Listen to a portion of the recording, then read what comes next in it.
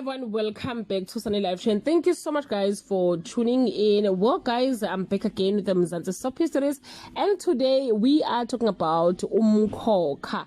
Siyazi guys ukuthi ke siya ku season 2 Bomkhokha.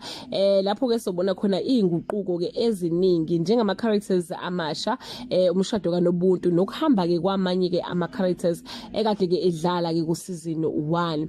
Omunye umuntu ozohamba uMaphalala okuyindawo ke yadidlalwa ubaba ke umbuso Khoza. What we are not sure of yet guys ukuthi I character yakhe bazoyibulala noma uzo replacewa.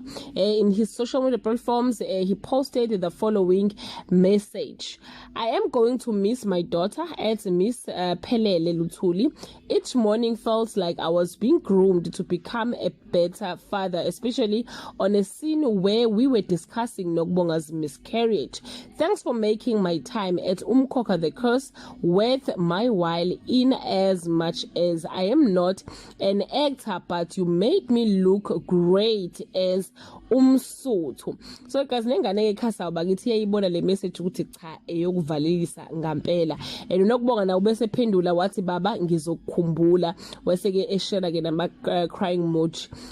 Nabantu ke lapha ku social media ba comment bebuza ukuthi is he living na, kodwa ke guys azange aphendule. Nizokhumbula ukuthi ke ubaba umbuso Khoza ongumaphalala wesibili kulokhu kwaqala umdlalo. So if we replace guys kuzowe sokuthi ke sibe replace I character for the third time, okuyinto ke embi kakhulu especially kuthina njengababukeli ke balomdlalo.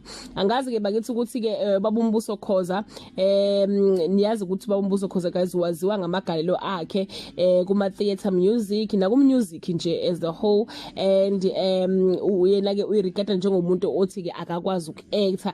Angani mina niyavumelana naye guys kulokho o niyamphikisa, but what I can say ukuthi ke he really nailed that character kaMaphalala Shem. Uzamile mawukuthi bekukuzama kwakhe lokho, but ngokwethu thina simbone actor nje impela. That brings us to the end of this video. Do leave your comment below and share your opinion. Bye.